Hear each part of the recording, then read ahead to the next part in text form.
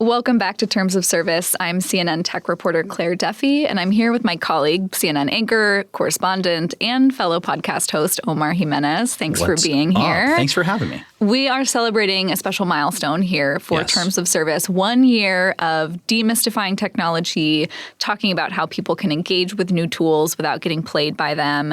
And Omar is going to interview me about 1 year of the show, what we've learned. Omar, thanks for doing this. Yeah, I'm excited to be here. And, I think one of the things that really strikes me about the work that you do, you said it so much cleaner than I would, because I do think what you balance so well is not so much the doom and gloom of tech, because there is a lot out there, but also about how it's helping us in our everyday lives, which I think is super cool. Well, thanks. That's what we try to do here. And before we get into Terms of Service, I want to talk a little bit about the podcast that you just launched recently, Torture fellow Justice. Podcaster. Yeah. It is an incredible show. Tell the people a little bit about Torture Justice. Yeah, so Torture Justice is under the CNN Presents banner that we have here, which really focuses a lot on narrative storytelling. And so Torture Justice is a 3-episode mini arc that takes people back to 70s, 80s, and 90s Chicago, and specifically to this police unit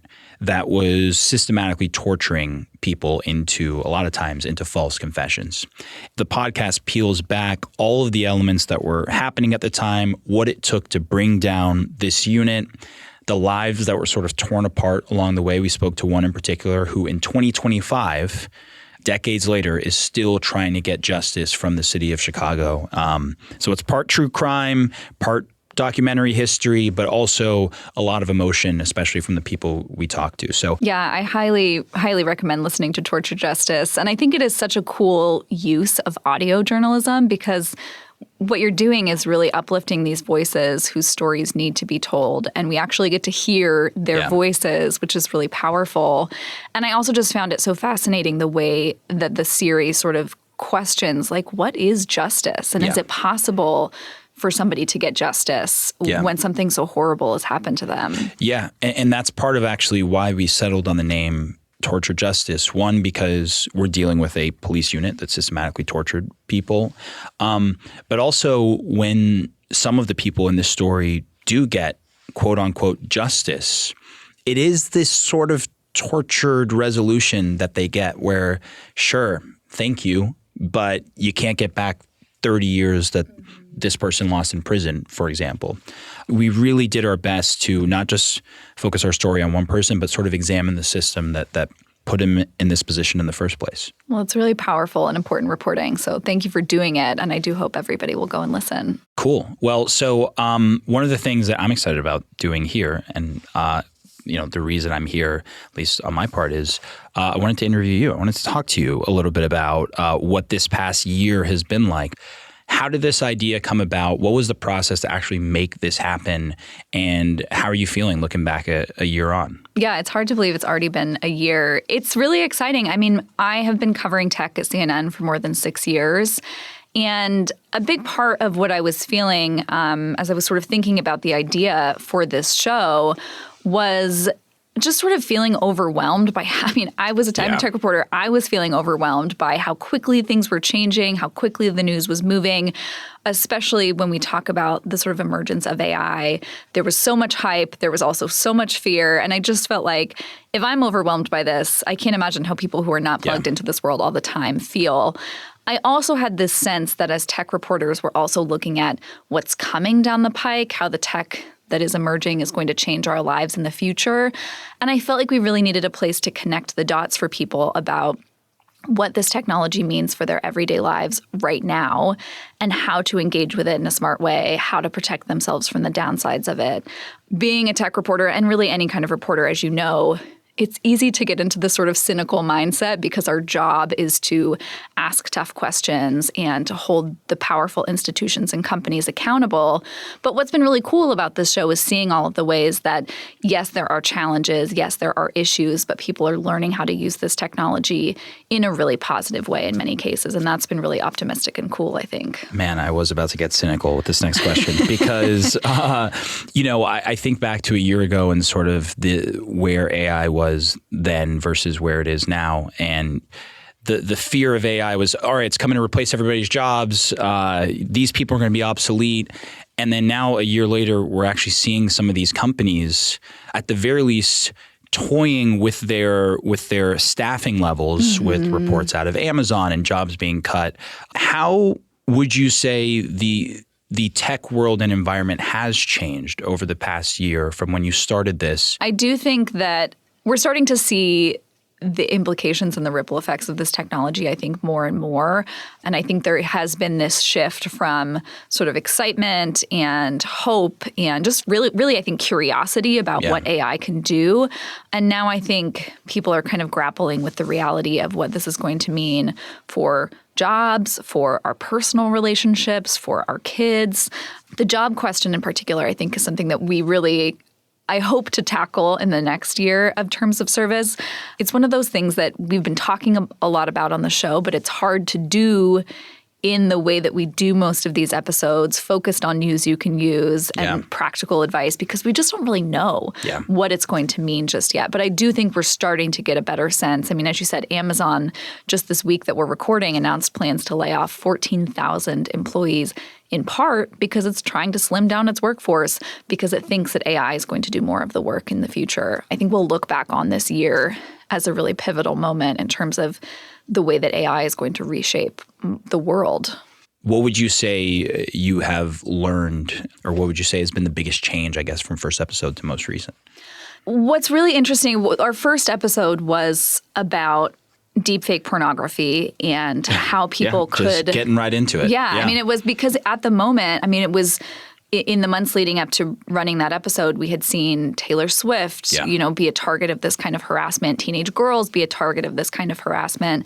In that episode, we talked about what parents and families and young people could do if they were targeted by deepfake pornography. And at the time, there was sort of limited recourse for people. The actual legislation varied state by state. Some places had no laws around this. And in the year since we did that episode, there's now been a federal law passed called the Take It Down Act that makes it a crime both to post non-consensual nude images, real or AI, so people have recourse legally to go after the folks who are creating this kind of content. And then also it creates new requirements for the tech companies to take these images down when they're alerted to them.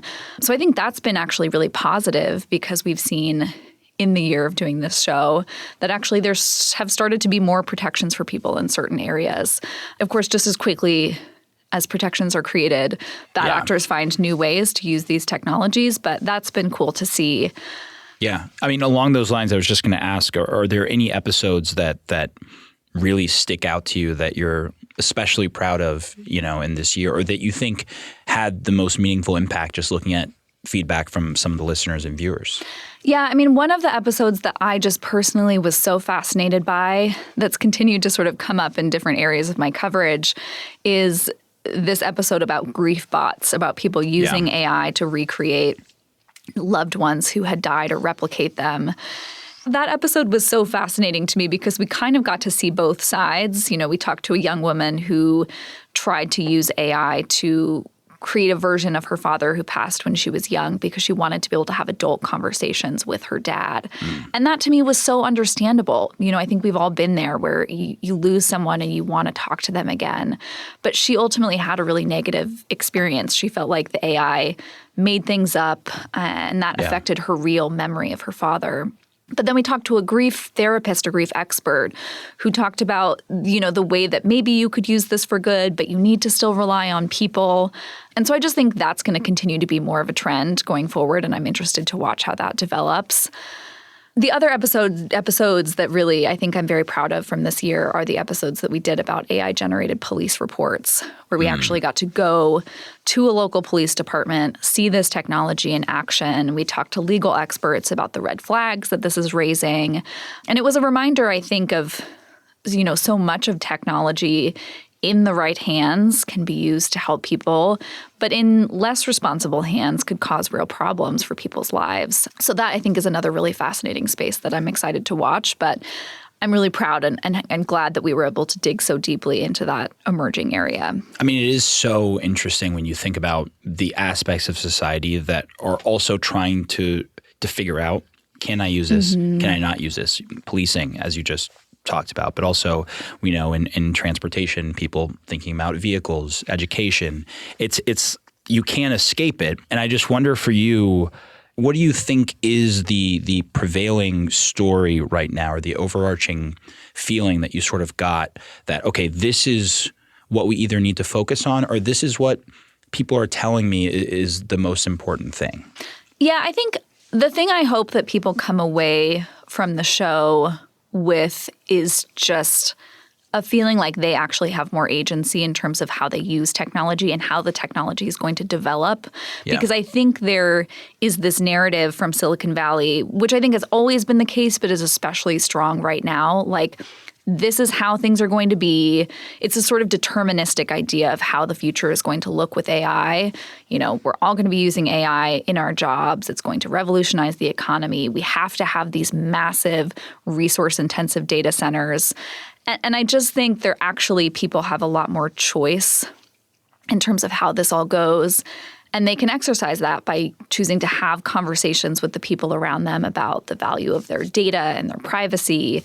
And so I hope that's been a takeaway from this show, that the future and the way that technology looks is not necessarily set in stone. And we all have a role to play in deciding what that looks like. You know, one of the things that influences me whenever I listen to anything about technology or watch technology being used in a new way, I start to think to myself, oh, could I be using it in that way? Like, I used chat to help plan a travel itinerary recently, How which was I had it? never done. How'd it go? It actually was pretty good. Okay. I'll put it this way. There were bits and pieces of great ideas. I had to fill in a lot of the gaps because there were just some routes that were going to be impossible to make timing-wise. But some of the good destination points made a lot of sense based on kind of what I was looking for. Okay. But it was interesting. I just hadn't really thought of using it in that way, and I only did it because I saw some YouTube video of someone else. Hey, I did a chat GPT-led vacation, and this is what it looked like. But I bring that up because I just wonder, for you, doing this over a year, whether with AI or otherwise, has doing this changed your relationship with technology and how you use this type of tech at all? I think so. I think it has made me just a lot more conscious about my decisions in terms of how I use it. I mean, one of our early episodes was about screen time and my personal journey to try to spend less time staring at my phone. And it's an ongoing journey. I mean, I think with AI, certainly the episode that we did about AI's environmental impact, like, I think about it every time I go to use ChatGPT. Like, is this worth it? Is there another way I could do this? And I think I continue to sort of have this conversation with myself about wanting to try it, both as a journalist and just sort of as a person who's curious about this stuff, but also feeling like so much of what I find interesting about being a human is the sort of like messy process stuff. I mean, certainly as a writer, I feel like just getting the messy first draft on the page is half the battle. But yeah, it's kind of a back and forth I think I have going on in my head, is like, how much do I want to use this? Because yes, efficiency is nice. And yes, I want to know how this tool works. And how much do I want to just like keep doing this stuff myself?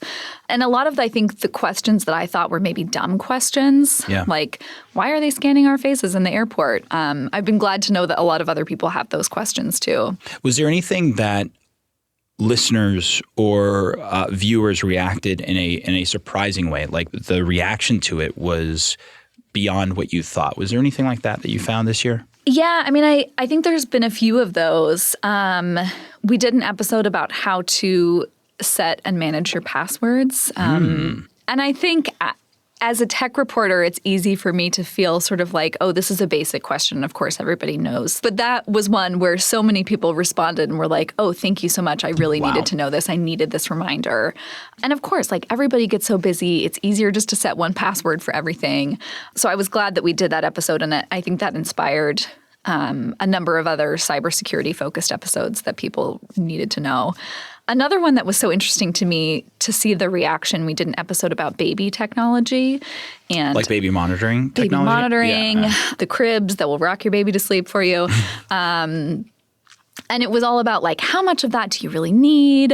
But yeah, it was so interesting because I think it's just one of those sort of polarizing things. And a reminder that like everybody does get to make a choice about how they engage with technology. Some people are going to say, I don't want any of this. Some people are going to say, this makes my life so much easier. I'm into it.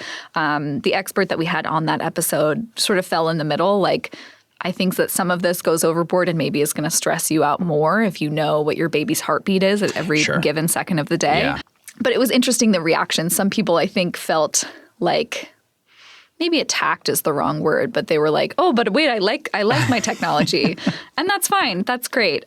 I think my hope with the show is just to make people a bit more conscious about the choices that they're making, whether they realize it or not, when they're engaging with the tools. For this next year, what is your goal? Because there is such a wide range of people out there, from grandparents down to frequent travelers like myself, to tech reporters like yourself, to teachers who are trying to figure out how to navigate this landscape. Just what are you thinking about as we head into this next year? Yeah, I think we're going to kind of continue to see the way that AI is changing all of our lives, and having to figure out how to navigate that and the opportunities and the challenges that's going to create. I think, to your point, I mean, I don't envy parents right now. It is such a hard job. And I can't imagine, especially as a grandparent, trying to figure out how to keep your kids safe online, how to make sure that they grow up as well-adjusted, smart, able to consume information in a responsible way, adults. And I think AI is only going to make that more challenging as we look at this question of how do kids develop relationships with AI chatbots, and how do we as adults develop relationships with AI chatbots? So I think that's going to continue to be a really interesting story. But I'm hoping that we're going to do some more fun stories about positive applications of tech too. One of the things I was thinking, like, I really, in my non-work life, I'm like a real foodie, which is like, I feel like a lame hobby kind of, but it's not a lame hobby. It's I really love to hobby. cook. I love to like read about new restaurants and chefs in New York. And I really want to do an episode on food tech, but I have no idea what it is. I'm like, where is there interesting food tech innovation happening? Yeah. So if anybody's listening and has a food tech pitch for me, let me know. That's awesome. Is there anything that you think people aren't quite grasping about where we are in the tech space, about how quickly AI has caught on? Just bring me into that world a little bit. Yeah, I think one of the big stories right now, we've talked about this a little bit on the show in terms of the environmental impact, but I think one of the biggest tech stories right now is the trillions of dollars that the big tech companies are investing in data centers that are meant to power AI. Yeah. And it's not yet clear exactly what the business model for generative AI is. And that, of course, is fueling these concerns about an AI bubble. But I think just from a sort of physical, logistical perspective, these are massive warehouses full of computers, super resource intensive. Nobody knows if we actually have the energy that's going to be needed to power these things. And I just think that we're going to look back on this and feel like this was a huge story. This is a huge story because it's going to have implications for all of our lives. Both, will we have access to this technology that the tech companies promise is going to be transformative, and hopefully they're right. But also, what is it going to mean for the Earth? And, do we want to live next door to a massive complex of computers? I'm really fascinated by that and how that's going to play out. Well, and there are some fears too that it'll drive up energy costs for a lot of people. And it already is. See, yeah. There we go. And I think we've been kind of going back and forth on the team about how much AI to do, because AI feels so all-consuming, but of course there are other things going on in the tech world. So that's an ongoing conversation for us here. And I'd love feedback too from listeners about what you want to hear on this show. And just from a format perspective, because again, people do see your name across bylines for CNN, and you're on TV talking about a lot of these stories. What has this format opened up for your reporting, for your ability to express what's important about these stories? Just bring our listeners and viewers into that. Totally. I mean, just on a very sort of selfish personal level, one of the best things about this job, about being a reporter, is just having license to like find really interesting people and ask them questions. And so this has been such a fun place to do that and just to kind of engage in my own curiosity. And I think too, it's been really heartening that people want to dig into a single topic for 15 or 20 minutes. A lot of what we do is trying to write a really short story for the website or trying to do a 2-minute TV hit. And I think all of that is good. There's a place for all of those formats. But I think getting into the why does this matter? How is this changing individual people's lives? And then what can we do about it? And having a little bit more space to do that in this format has been really cool. Yeah.